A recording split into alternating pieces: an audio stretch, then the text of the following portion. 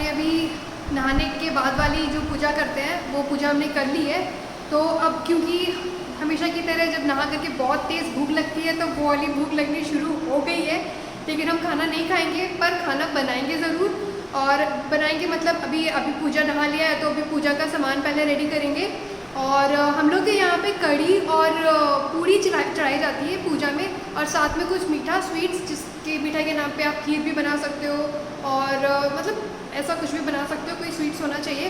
तो अपन पहले किचन में चल के पूजा के लिए जो प्रसाद वाला सामान है उसको रेडी करते हैं और फिर उसके बाद हम लोग पूजा की तैयारी करेंगे और तब तक शाम हो जाएगी, तैयार होने का टाइम हो जाएगा और इस तरह से पूरा का पूरा दिन हमारा चला जाता है। एक्चुअली आज के दिन कुछ ना कुछ करते रहो तभी दिन जाता है, नहीं तो फिर ऐसे अगर बैठे रहोगे ना तो बहुत तेज़ भूख लग रही है, प्यास लग रही है, पूरा ध्यान वहीं पे रहता है। इसलिए कुछ ना कुछ धीरे धीरे करते करते पूरा दिन चला जाएगा, पता भी नहीं चलेगा। तो चलो फिर अभी अपन पूजा का सामान तैयार करते हैं। और ये मैंने अपने करियर की पहली कढ़ी बनाने की तैयारी शुरू कर दी है। इससे पहले मैंने कभी कढ़ी नहीं बनाई थी और पहली बार वैसे हम लोग को करवा चौथ में कढ़ी बनाना कंपलसरी होता है, लेकिन मैंने फ़र्स्ट टाइम इसलिए नहीं बनाई क्योंकि फ़र्स्ट टाइम मैं भैया भाभी के साथ थी तो भाभी ने पूरा टेक ओवर किया। फिर 2 साल मैं मम्मी के साथ थी तो फिर मम्मी ने पूरी रिस्पॉन्सिबिलिटी ली थी। अभी मैं अकेली पड़ी इस बार, और इतना अकेले पड़ी कि चलो खाना बनाना तो ठीक है, क्योंकि खाना बनाना अगर आप अकेले होते हो तो ये भी एक लर्निंग होती है। जब तक कोई होता है साथ में तब तक मन भी नहीं करता बनाने का। तो लेकिन सच्ची बता रही हूँ, मैं सिर्फ बोलने के लिए नहीं बोल रही हूँ, कढ़ी बहुत सही बनी थी और अरविंद को भी बहुत पसंद आई। खैर मैंने पहली बार बनाई थी तो हम लोगों ने ज़्यादा एक्सपेक्ट भी नहीं किया था और मैंने ऐसे कोई स्पेशल रेसिपी भी नहीं थी, नॉर्मली बनाई जैसे अपन सब घर में बनाते हैं, बट सही बन गई थी, अच्छी बन गई थी। और भूख भी, क्योंकि जब मैंने खाई तो भूख भी बहुत तेज़ लगी थी तो भी अच्छी लग रही थी। तो ये मेरा तड़का लग गया है, नॉर्मल तड़का ही मैंने घर के मसालों का लगाया, कुछ अलग से नहीं डाला। ये बैटर मैंने पहले तैयार कर लिया था, वो भी मेरा तड़का मस्त गर्मा गर्म वाला लग गया है। अब मैंने पकोड़े क्योंकि पहले ही फ्राई करके रख लिए थे तो अब मैंने ये पकोड़े डालने शुरू कर दिए हैं। अब मेरी कढ़ी ऑलमोस्ट बन के रेडी हो गई है, मगर कढ़ी तो चलो मस्त बन गई है, मगर एक हादसा हो गया और वो ये कि मैंने जो दूध चढ़ाया था खीर बनाने के लिए वो फट गया है और इसमें मैंने चावल वगैरह सब डाल दिए थे, पर अब मेरी खीर किसी काम की नहीं रही। अब बारी अब पूड़ियाँ बनाने की, जो फाइनली अच्छी बनी, अच्छी सी प्यारी प्यारी सी फूली मेरी सारी पूड़ियाँ। चलो ये अच्छी बात थी। अब है खाना तैयार हो गया है और अब रेडी होने की बारी।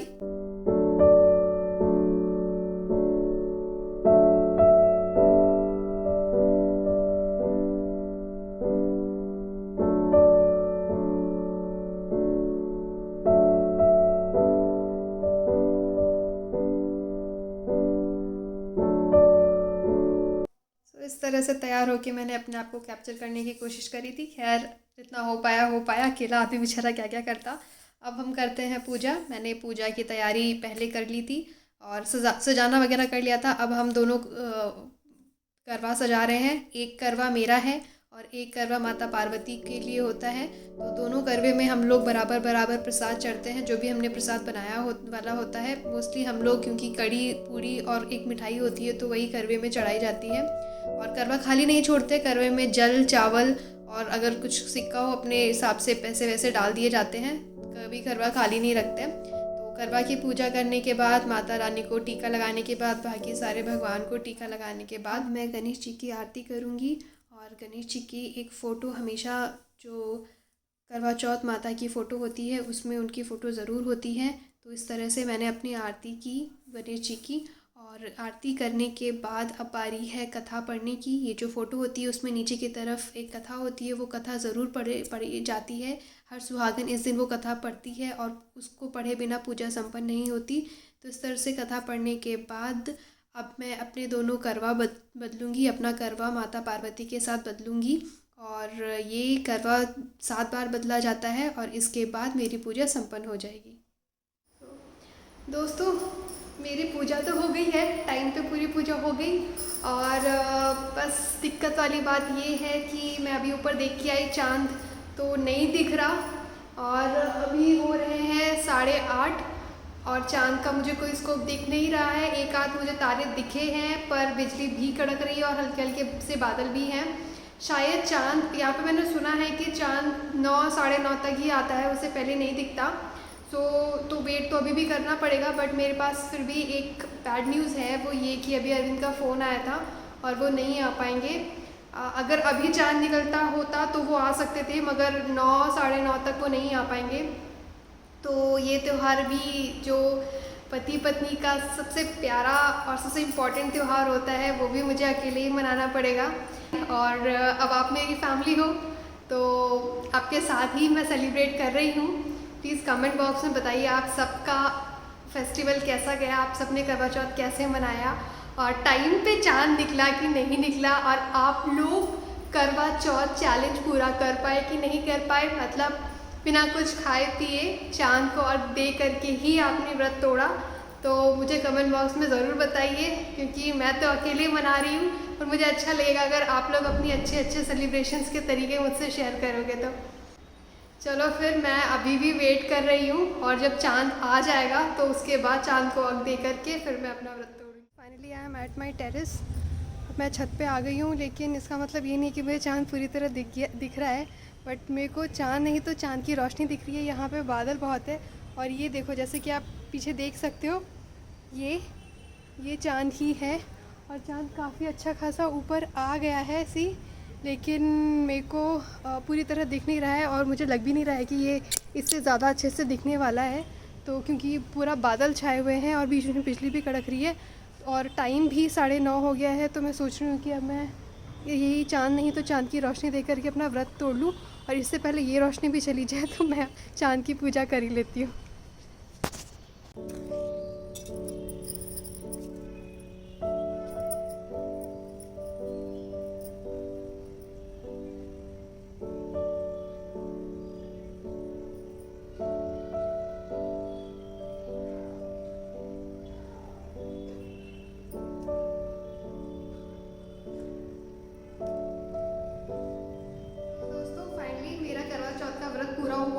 चांद ने भले ही देर से आए, दुरुस्त आए, उन्होंने पूरी तरह नहीं तो कम से कम उनकी रोशनी दिखी, दर्शन तो दिए उन्होंने, और मैं व्रत तोड़ पाई। पर फिर भी मेरा ये व्रत ये जो करवा चौथ था वो थोड़ा रूखा सूखा सा गया। पर इस बार मुझे सच में घर वालों की बहुत ज़्यादा याद आई।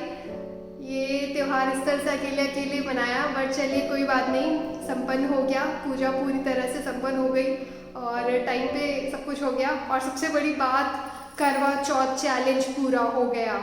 और चलिए मैं खैर भगवान से प्रे करती हूँ और पूरी उम्मीद करती हूँ कि आप लोगों का करवा चौथ रूखा सूखा सा नहीं गया होगा, आप लोगों ने बहुत अच्छे से सेलिब्रेट किया होगा, साथ में सेलिब्रेट किया होगा। और मुझे कमेंट बॉक्स में प्लीज़ लिख के बताइए कि कैसा रहा आपका करवा चौथ, कोई ट्विस्ट था या नहीं, करवा चौथ चैलेंज पूरा कर पाए कि नहीं कर पाए। और चलिए फिर जहाँ भी रहिए साथ में रहिए, खुश रहिए, और भगवान से मेरी यही दुआ है कि आप लोगों की जोड़ी बनी रहे, खुश रहें, आप लोग हमेशा साथ में रहे। और फिर मैं चलती हूँ, अब मुझे लगी है बहुत तेज़ भूख, मैंने व्रत तोड़ लिया था, चंद्रमा की पूजा करके पानी तो पी लिया था, अब मुझे खाने जाना है और मैं भी जा रही हूँ खाने में अटैक करने। होप आप सब लोग तो अभी खा पी के एकदम टंच हो चुके होंगे। तो चलिए फिर मिलते अगले वीडियो में, तब तक के लिए stay healthy, stay safe, bye.